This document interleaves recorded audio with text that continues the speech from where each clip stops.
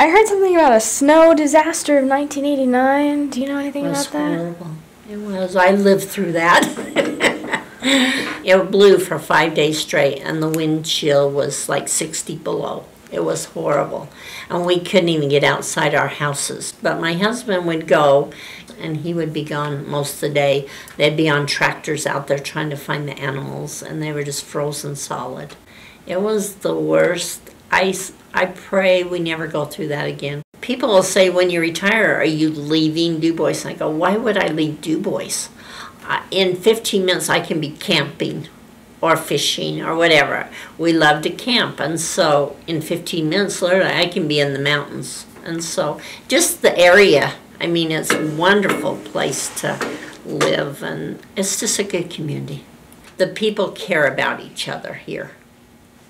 There's just something about how the people help each other. Small communities, that's what you find.